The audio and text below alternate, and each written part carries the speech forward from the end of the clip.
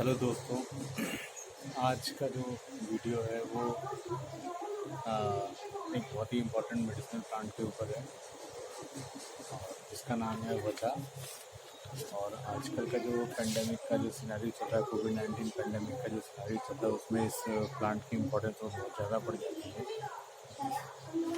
क्योंकि ये एक anti microbial, anti viral, anti inflammatory, anti oxidant सब प्रॉपर्टीज इस प्लांट के अंदर रहती है। तो आज हम इसी के बारे में बात करेंगे।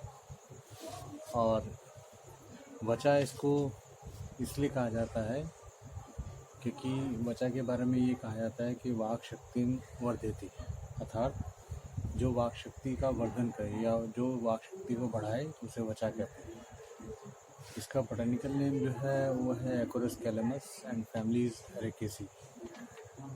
अब एकोरस कैलेमस इसका नाम क्यों पड़ा? बिकॉज एकोरस के बारे में ये कहा जाता है कि एकोरस शब्द जो है वो बना है कोरियन शब्द से।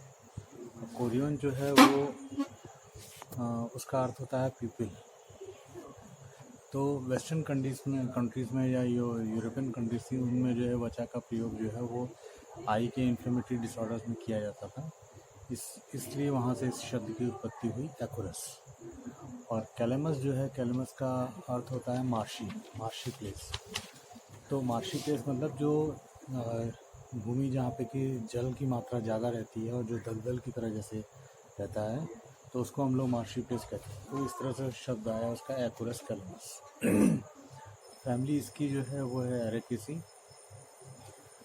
और ये एक बहुत ही पुराना इम्पॉर्टेंट मेडिसिनल प्लांट है। इसका उल्लेख जो है वो हिंदू शास्त्रों में, अथर्ववेद में इसका उल्लेख मिलता है। और वेस्टर्न कंट्रीज़ भी इसको जो है काफ़ी सालों से इसको यूज़ कर रही हैं। और ये कुछ ऐसे मेडिसिनल प्लांट्स में इसकी गणना की जाती है कि जिसको कि यूएस फार्माकोपिया में एंट्री मिली। अब तो बहुत सारे प्लांट्स उसमें यूएस फार्माकोपिया में इन्वॉल्व मतलब आ गए हैं, इंक्लूड हो गए हैं। लेकिन ये प्लांट जो था ये 1916 मतलब 1916 में ही इसका इंक्लूजन जो है वो यूएस फार्माकोपिया में हो गया था। तो आप समझ सकते हैं कि ये कितना महत्वपूर्ण और इम्पोर्टेंट प्लांट है। अब इसके बारे में कुछ और मान्यताएं भी हैं। इसको चूँकि काफ़ी दिव्य और पवित्र प्लांट भी इसको माना जाता है। और ये कहा जाता है कि जिस दिन मतलब सूर्य ग्रहण या चंद्र ग्रहण हो, यदि उस दिन इसकी एक पल की मात्रा ले ली जाए तो वो मतलब सुपर इंटेलिजेंट माना जाता है। अब यहाँ ध्यान देने वाली बात ये है कि एक पल की मात्रा जो होती है वो अगर हम लोग मॉडर्न पैरामीटर्स में देखेंगे तो एक पल जो है वो करीबन 48 ग्राम्स के बराबर जाता है। और 48 ग्राम्स की मात्रा इसकी जो है वो बहुत ज़्यादा है। मतलब मेडिसिनल डोज के हिसाब से इसकी 48 ग्राम्स की जो मात्रा है वो बहुत ज़्यादा है। क्योंकि इसको बहुत ही कम क्वांटिटी में इसको यूज़ करना चाहिए। और इसकी दो डोजेस यूजुअली होती हैं। जैसे अगर आप कम मात्रा में इसको यूज़ करेंगे तो ये बुद्धिवर्धक, मेधावर्धक और इम्यूनोमॉड्यूलेटर और सारे इफेक्ट्स आएंगे। लेकिन जब इसकी मात्रा 1 से 2 ग्राम के आसपास हो जाती है तो फिर ये तब फिर ये वामक के रूप में कार्य करती है, मतलब इमेटिक के तौर पे कार्य करती है। तो आप उसे समझ सकते हैं कि 48 ग्राम्स की मात्रा कितनी ज़्यादा होती है। तो ये हो सकता है कि इसका एक्चुअली जो उल्लेख है, ये जो मैं बता रहा हूँ, इसका उल्लेख शारंद्र संहिता में मिलता है। तो ये हो सकता है कि उस समय इसकी मात्रा जो है 48 ग्राम्स के आसपास इसकी रही हो कि सूर्य ग्रहण और चंद्र ग्रहण के आसपास इसकी मात्रा जो है वो इतना लेना चाहिए। बट आजकल के सिनेरियो में इतनी ज़्यादा मात्रा जो है वो एडवाइजेबल नहीं है। और वैसे भी इसके बारे में ये कहा जाता है कि जब बच्चे जब जन्म लेते हैं तो उस समय इसको जो है वो घिस कर पिलाया जाता है प्राशन के तौर पे। और उसी का एक परिवर्तित रूप जो है वो आप लोगों ने देखा होगा। जैसे हम लोग स्वर्ण प्राशन जब करते हैं तो उसी में एक स्वर्ण प्राशन की तरह ही एक स्वर्ण वचा करके एक प्रोसीजर है, उसका भी उल्लेख आता है। तो स्वर्ण प्राशन में तो हम लोग स्वर्ण भस्म और ब्राह्मी घृत और मधु के साथ में और जितनी भी बुद्धिवर्धक औषधियाँ या जो मेघ रसायन है उनका प्रयोग करते हैं। लेकिन स्वर्ण वचा के में जो है वो स्वर्ण वचा में हम लोग जो प्रयोग करते हैं वो ये किया जाता है कि वचा के अंदर में एक स्वर्ण की शलाका लेकर के उसको डिफरेंट मेडिसिनल प्लांट्स के पास से पहले उसको ट्रीट किया जाता है। फिर उसके बाद जो शलाका है, स्वर्ण शलाका है, उसको वचा की जो वचा प्लांट है उसके अंदर उसको जो है वो इंसर्ट कर दिया जाता है। और बच्चों को उसको देने के लिए ये रहता है कि करीबन 10 बूंद दूध लिया जाता है, या तो उसमें गाय का दूध हो या तो माँ का दूध हो। 10 बूंद दूध में उसको स्वर्ण वचा को करीबन 5 से 6 बार घिसना होता है, और घिस करके जो उसकी मात्रा आएगी वही मात्रा जो है बच्चे को चाटने के लिए दी जाती है। ये स्वर्ण वचा का एक्चुअल प्रोसीजर है। तो उससे ये माना जाता है कि स्वर्ण वचा यदि इस रूप में प्रयोग की जाए तो बच्चों के अंदर में वाक शक्ति उनकी, मतलब बच्चे ऐसे जो उनको बोलने में जिनको प्रॉब्लम होती है वो उनका ठीक होता है, मेधा उनका ठीक रहता है, दीपन पाचन ठीक है, ओवरऑल डेवलपमेंट उनका काफ़ी कुछ हद तक जो है वो अच्छा होता है ये। और इसके बारे में एक चीज़ और कही जाती है कि यदि इसको 3 महीने से ऊपर के बच्चों को यदि वचा को थोड़ी मात्रा में वचा को मधु के साथ सुबह शाम दिया जाए, और 3 महीने से कम में नहीं, 3 महीने से ऊपर के बच्चे जो हैं और मतलब 6 महीने की उम्र तक यदि उनको दिया जाए तो उनकी भी मेधा शक्ति में और वाक शक्ति में इम्प्रूवमेंट देखा गया है। तो ये तो इसका एक शॉर्ट ब्रीफ जो है वो डिस्क्रिप्शन हुआ। अब इसके जैसे निरुक्ति की जो बात आती है तो जैसा मैं पहले ही बता चुका हूँ कि वचा का जो नाम है वो नाम पड़ा है वाक शक्ति वर्ध्यति इति वचा, मतलब जो वाक शक्ति का वर्धन करे इसलिए उसको वचा कहते हैं। इसके पर्यायों की जहाँ तक बात है तो इसके पर्याय बहुत सारे हैं। कुछ इम्पोर्टेंट पर्याय इसके मैं आपको बता देता हूँ। इसमें जैसे एक इसका बहुत महत्वपूर्ण पर्याय है उग्रगंधा।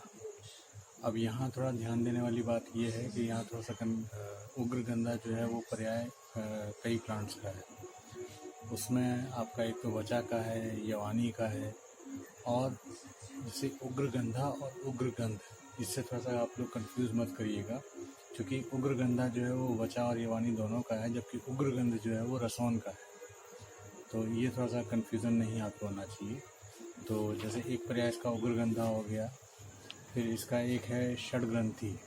षडग्रंथि यहाँ पे इसलिए इसको बोला जाता है क्योंकि इसके जो राइजोम जो होता है उसमें कई सारे नोट्स पाए जाते हैं, इसलिए इसका नाम पड़ा षडग्रंथि। इसी से एक मिलता जुलता पर्याय है जिसका नाम है शतपर्विका, मतलब उसमें भी इसका भी अर्थ यही है कि इसके राइजोम में कई सारे जो है पर्व जो है वो जो दो नोट्स के बीच का जो दो नोट्स के बीच का जो पार्ट रहता है उसको पर्व हम लोग बोलते हैं। तो शतपर्विका मतलब काफ़ी सारे पर्व जो है उसमें पाए जाते हैं। तो उससे आप समझ सकते हैं कि इसकी रूट जो है वो कितनी मतलब लंबी और कितनी इम्पोर्टेंट पार्ट है इसका। और इससे मिलता जुलता पर्याय इसका है वो है गोलोमी। गोलोमी इसको इसलिए कहा जाता है क्योंकि इसके ऊपर भी रोम पाए जाते हैं। जैसे गाय के ऊपर रोम होते हैं, गाय की पूंछ के ऊपर रोम होते हैं, उसी तरह से उसी से मिलता जुलता है, नाम है गोलोमी। लोमशा भी इसीलिए इसको बोलते हैं। और यहाँ पे एक थोड़ा सा और मैं क्लियर एक चीज़ करता हूँ। जैसे लोमशा इसका पर्याय है, इसी तरह से एक मिलता जुलता पर्याय है सुलोमशा। तो लोमशा जो है वो इसका वचा का पर्याय है, और सुलोमशा जो पर्याय है वो है आपका किसका, जटामानसिक। तो ये भी थोड़ा सा इम्पोर्टेंट चीज़ थी जो मुझे बताना इम्पोर्टेंट लगा। इसी से एक मिलता जुलता पर्याय और है जो जटिला। तो जटिला जैसे हम लोग जानते ही हैं कि चूँकि इसमें रेशे बहुत ज़्यादा होते हैं तो इसीलिए इसका नाम पड़ा है जटिला। और मांगल्या इसको एक इम्पॉर्टेंट पर्याय है इसका। मांगल्या इसको इसलिए बोलते हैं क्योंकि ऐसा माना जाता है कि जो इसकी स्मेल है, मतलब एक तो चूँकि स्मेल इसकी काफ़ी तीव्र स्मेल होती है, और इसकी स्मेल जो है वो स्नेक्स को पसंद नहीं आती है। सांपों के लिए सांप जो है इसकी स्मेल से बड़ा दूर भागते हैं। तो ऐसा लोगों में बिलीफ है कि यदि वचा के पौधे आप अपने घर के बाहर लगा लीजिए तो घर के अंदर में सांपों की एंट्री नहीं हो पाती। तो इसको इस से भी समझा जाता था कि मांगल है, मतलब घर में मंगल लाने वाली या घर को पवित्र रखने वाली, इसलिए भी इसका नाम पड़ा मांगल्य। तो ये इसके कुछ पर इम्पॉर्टेंट पर्याय हैं जो कि मुझे आपको बताना ज़रूरी था। जहाँ तक इसके वर्गीकरण की बात है तो चरक ने इसको बहुत सारे वर्गों में रखा है। उसमें से कुछ महत्वपूर्ण है, विरेचनीय वर्ग में है, शिरोविरेचनीय वर्ग में है, संज्ञा स्थापन वर्ग में है, फिर आपका तिक्त स्कंद में है इसका, फिर आपका आस्थानोपग वर्ग में है इसका वर्णन, और इसका जो है वो शीत प्रशमन वर्ग में है, लेखनीय वर्ग में है। तो ये सारे वर्ग जो है आचार्य चरक ने इसकी गणना बहुत सारे वर्गों में की। जहाँ तक आचार्य सुश्रुत का सवाल है, आचार्य सुश्रुत ने इसको जो है वो पिपल्यादि गण और मुस्तादि गण और वचादि गण में इसका जो है वर्णन किया है। अष्टांग में भी इसका वर्णन जो है वो पिपल्यादि गण और इसमें वचादि गण में है इसका उल्लेख। जहाँ तक निघंटुओं की बात है तो प्रकाश में इसका जो उल्लेख है वो हृदयादि वर्ग में इसका उल्लेख जो है वो किया गया है। अब इसमें एक चीज़ थोड़ा सा इम्पोर्टेंट है, वो ये है कि इसकी जो वैरायटीज़ हैं, वैरायटीज़ में इसमें भावप्रकाश निघंटु में इसकी 4 वैरायटी बताई गई हैं, राज निघंटु में इसकी 3 वैरायटी बताई गई हैं और धन्वंतरी निघंटु में इसकी 2 वैरायटी बताई गई हैं। तो कौन कौन सी वैरायटी हैं? जैसे भावप्रकाश निघंटु में जो 4 वैरायटी बताई गई हैं वो है वचा, जिसको घोरवच के नाम से भी जानते हैं या घोड़वच के नाम से जानते हैं, जिसका बोटेनिकल नेम है एकोरस कैलेमस। और दूसरा है हेमवती वचा या श्वेत वचा, जिसको बालवच के नाम से जानते हैं और उसका बोटेनिकल नेम है आइरिस जर्मेनिका। तीसरा जो है वो है कुलंजन, और या तो मलयागिरी वचा भी के नाम से भी उसको जाना जाता है। तो कुलंजन जो है यहाँ पे थोड़ा सा इसमें एक कंट्रोवर्सी है कि कुलंजन जो है इसका एक बोटेनिकल नेम है अल्पिनिया गलेंगा या ग्रेटर गलेंगा इसको इंग्लिश में बोलते हैं।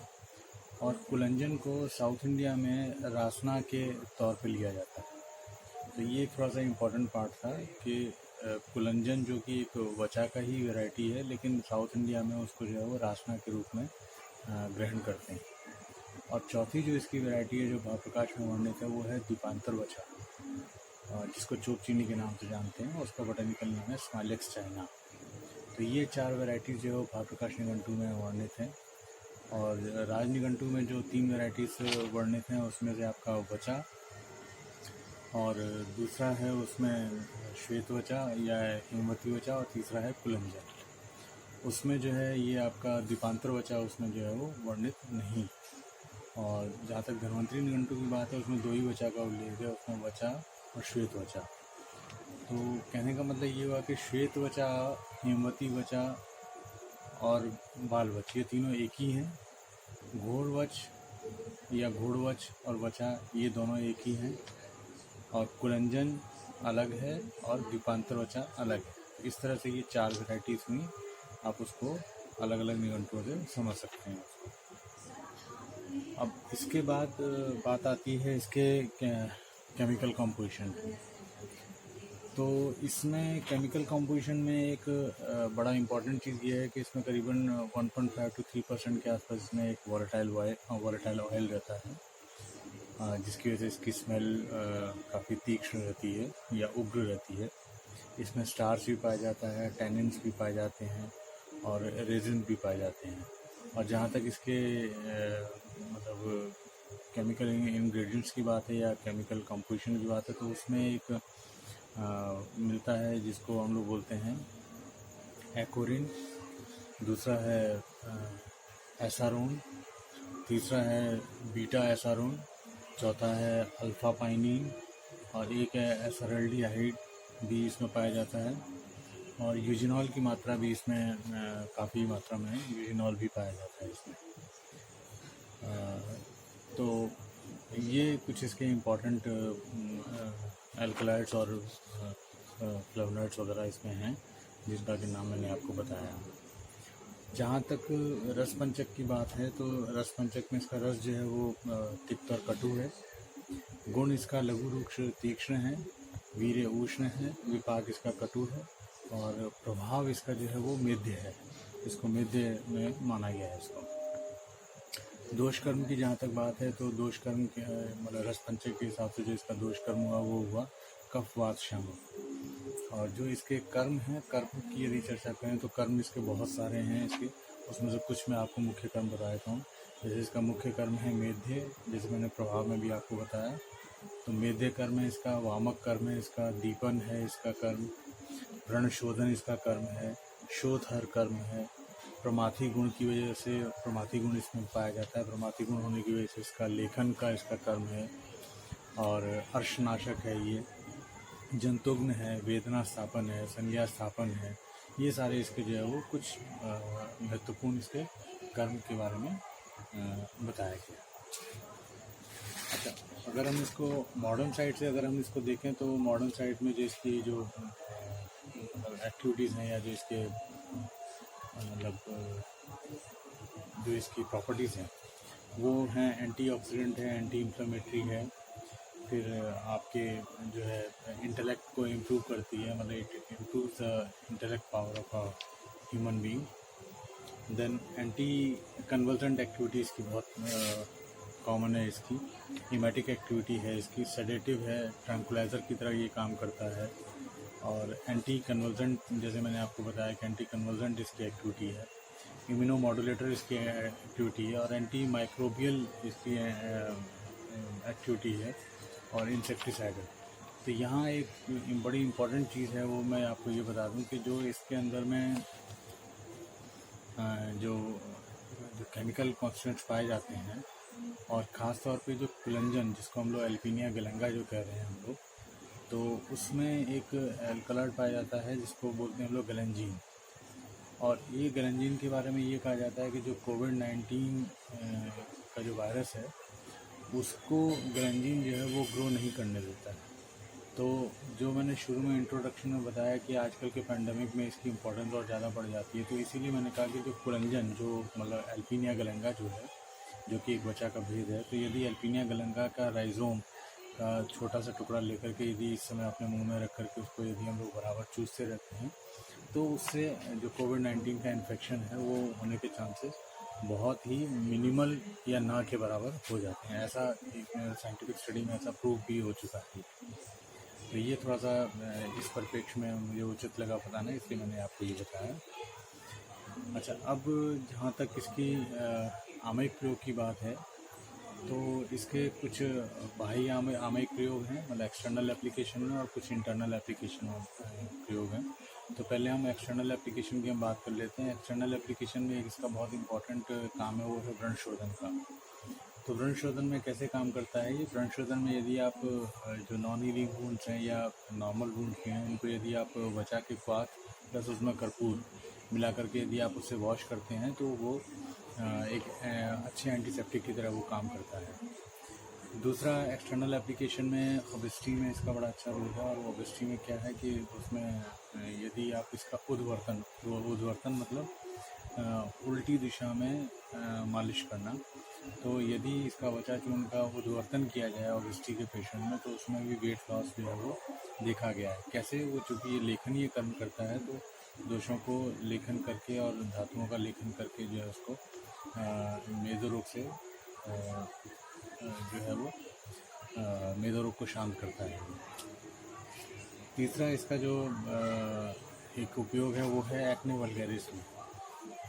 एक्ने वल्गैरिस में किस तरह से प्रयोग करना है इसको? एक्ने वल्गैरिस में इसका जो है वो मेनली वचा चूर्ण, लोद्र और धान्यक, इन तीनों का बराबर मात्रा में लेकर के इसका पेस्ट बनाना है। और पेस्ट बना करके जो आपके जो पेशेंट के एक्ने जहाँ पे है वहाँ लेकर के उसको लगा दीजिए, तो आप देखेंगे कि उससे उसके एक्ने भी ख़त्म हो गए। और जो एक्ने समाप्त होने के बाद जो स्कार्स बन जाते हैं तो वो स्कार्स में भी फ़ायदा होगा। स्कार्स में जो है उस तरह का डार्किश पिगमेंटेशन नहीं होने पाएगा। और इसमें एक एंटी इन्फ्लेमेटरी एक्शन के लिए भी इसका यूज़ करते हैं। उसमें जैसे शोथ, जहाँ पे स्वेलिंग जहाँ पे ज़्यादा होती है तो वहाँ पे वचा और सरसों मतलब सरसों, इनका वचा चूर्ण और वचा चूर्ण को या तो सरसों के तेल में मिला करके उस पर जो इन्फ्लेम्ड पार्ट है या जो स्वेलिंग जहाँ पे रखी वहाँ पे यदि आप लगा देंगे तो पेशेंट की स्वेलिंग जो है वो सबसाइड कर जाती है। तो ये इसके कुछ महत्वपूर्ण एक्सटर्नल एप्लीकेशन के प्रयोग थे जो मुझे बताने थे। इसके अलावा इसमें एक अर्धाव वेदक करके एक बीमारी होती है जिसको हम लोग माइग्रेन से हम लोग उसको मतलब उसकी गणना माइग्रेन से उसकी तुलना हम लोग कर सकते हैं। तो माइग्रेन में क्या है कि वचा चूर्ण और पिपली, इन दोनों का पिपली चूर्ण, वचा चूर्ण और पिपली चूर्ण का दोनों का पाउडर लेकर के उसको नस्य के रूप में देने से अर्धाव वेदक या सूर्य अर्धाव वेदक स्पेशली उसमें जो है वो लाभ मिलता है। अब इसमें ये एक थोड़ा सा ये है कि यदि इसकी मात्रा हम लोग कम रखते हैं तब तो ये सारे डिजीज़ में ये हेल्पफुल है। लेकिन जैसे ही इसकी मात्रा बढ़ती है, जैसे जो इसकी नॉर्मल मात्रा है, जो डोजेज़ है वो अबाउट है 250 मिलीग्राम से लेकर के 500 मिलीग्राम तक, इससे ज़्यादा इसकी मात्रा नहीं होनी चाहिए किसी भी सूरत में। तो यदि हम इसको 250 से 500 मिलीग्राम की डोज में देते हैं तो ये जो मैंने जितनी सारी एक्टिविटीज़ आपको बताई हैं, जितने सारे यूजेस बताए हैं, उनमें ये काम करेगा। लेकिन यदि इसकी मात्रा हम लोग 1 से 2 ग्राम पे कर लेते हैं तो फिर ये इमेटिक की तरह काम करता है या वामक द्रव्य की तरह ये काम करता है। तो ये थोड़ा सा यहाँ पे ध्यान देने वाली बात है कि द पोटेंसी या द एक्शन ऑफ वचा depends on the dose of the वचा। अच्छा, इसका जो एक सबसे इम्पॉर्टेंट जो यूज़ है, इंटरनल यूज़ है, वो है आपका अपस्मार या एपिलेप्सी के अंदर में। तो अपस्मार या एपिलेप्सी में जो इसका यूज़ हम लोग करते हैं वो ये करते हैं कि उसमें आप ब्राह्मी चूर्ण, शंकुष्पी चूर्ण, जटामांसी चूर्ण और वचा चूर्ण, इन चारों को ले करके बराबर मात्रा में होना चाहिए, ले करके इनको मिला करके मिक्स कर लीजिए और मिक्स करने के बाद उसमें ब्राह्मी सोरस की भावना 3 दिन तक देना है। और 3 दिन तक ब्राह्मी सोरस की भावना देने का उस चूर्ण को रख लीजिए संभाल करके, और 1-1 चम्मच सुबह शाम पेशेंट को, अपस्मार के रोगी को दीजिए। तो उससे अपस्मार के पेशेंट में या एपिलेप्सी के पेशेंट में उससे लाभ होते हुए देखा गया है। यदि इतना सब नहीं आप कर पाते तो सिंपल वचा चूर्ण को मधु के साथ देने पर भी अपस्मार के रोगी को लाभ होता है। तो वो भी आप, उसका भी आप प्रयोग जो हो कर सकते हैं उसमें। अच्छा, इसमें ये तो सारे इसके आमयिक प्रयोग की बात हुई, और जो मात्रा की मैंने आपको बात बताई कि मात्रा इसकी जो है वो है आपकी 250 मिलीग्राम से लेकर के मैक्सिमम 500 मिलीग्राम तक, इससे ज़्यादा इसकी मात्रा नहीं देनी है। यदि वामक कर्म आपको करवाना है तब फिर आप उसकी डोज जो है वो 1 to 2 ग्राम उसकी डोज जो है वो रखी रहेगी। अच्छा, इसमें अपने शास्त्रों में इसमें वचा का शोधन भी आया है कि वचा का शोधन करके उसको उपयोग करना चाहिए। सॉरी। तो वचा का शोधन का उल्लेख जो है वो चक्रदत्त में आया है। तो वो कैसे करना है उसको आप लोग थोड़ा सा समझ लें उसके बारे में भी। उसके लिए ये है कि वचा जो है, अच्छा हाँ, एक प्रियोजांग, पहले मैं आपको थोड़ा सा बता दूँ। प्रियोजांग में इसका हम लोग जो है वो राइजोम यूज़ करते हैं, जिसको भौमिक कांड हम लोग बोलते हैं। तो rhizome of vacha is used as in the medicine part. तो उसको आपको शोधन कैसे करना है, तो जो राइजोम है उसको वचा का राइजोम ले करके उसको आप पहले बॉयल करेंगे, बॉइलिंग वाटर में डाल करके उसको बॉयल कर लीजिए खूब अच्छी तरह से। और बॉयल करने के बाद उसमें फिर वाष्प स्वेदन से उसको जो है शुद्ध करना है। वाष्प स्वेदन किससे करना है, उसमें आपका गोमूत्र होना चाहिए, मुंडीक्वाथ होना चाहिए, और या तो फिर पंचपल्लव जल जो है वो होना चाहिए। तो गोमूत्र, मुंडीक्वाथ, पंचपल्लव जल, इन तीनों से उसका वाष्प स्वेद करके जो है वो यदि हम लोग करते हैं तो उससे वचा जो है वो शोधित हो जाती है। तो ये सारी चीज़ें थी जो कि वचा के बारे में इसको एक इम्पॉर्टेंट प्लांट और महत्वपूर्ण प्लांट बनाती है। तो ये सब चीज़ों का ध्यान रखते हुए आप इसका प्रयोग करें, और यदि आपकी कोई क्वेरीज हो या क्वेश्चन हो तो आप पूछ सकते हैं। Thank you.